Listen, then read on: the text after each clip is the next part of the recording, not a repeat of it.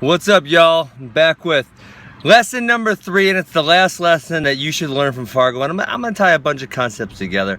I just finished working out, so I might catch on fire right now. And the lesson I want to talk about today is, especially you younger wrestlers, finding someone to look up to realize what it really takes to be great. And I see some of these guys at Fargo, and you know how I can tell? Because I know what I'm looking at by this time. I'm looking at a guy who I can see his face. He's got no fear. He's got no worries. No fear of getting tired. No fear of losing. No fear of what the opponent's going to do to him. No fear of nothing. And I'll tell you exactly where that comes from. That comes from all the work they put in. Listen, that comes from all the work they put in. I had a really, really smart, successful friend tell me the other day, a lot of people fail to realize that they lack the will to be great. So listen to that one more time. A lot of people fail to realize that they lack the will to be great. And these people I'm walking around, you know, one of them I know pretty well, and I know that he's this kind of guy, is a guy named Ben Darmstadt, and he won the OW. He's a freaking beast. And no fear, no worries. He just comes to scrap, right? And because when you work that hard, when you really put it in, you got nothing to worry about. You're just excited to go get what's yours. And the other lesson I want to tie in here is not putting people on a pedestal. So I am talking about you finding some kids to look up to, but I get mad at my wrestlers for all the time for putting people on a pedestal. Oh, that's Dayton Fix, or oh, that's Johnny. I don't give a damn who it is, right?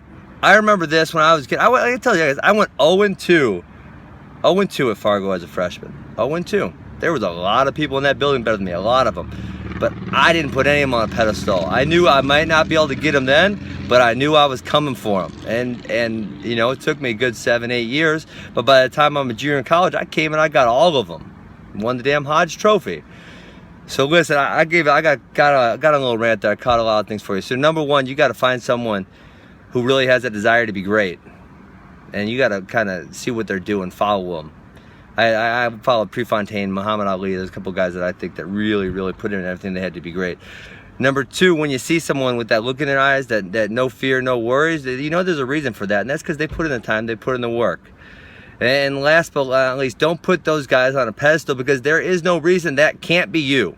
It might not be you right now, but it can be you. And I remember the freshman going 0-2 in Fargo, and I said, I can't believe all these suckers are better than me, and I will get them someday. I don't know when that day's gonna be, but I'm gonna put in my time. I'm gonna work, and I'm gonna work, and I'm gonna work. And I did. I worked a lot. I didn't take very many days off. You can ask my brother about that one. Maybe 3, 4, 5 days a year. I'm not lying. 3, 4, 5 days a year I took off.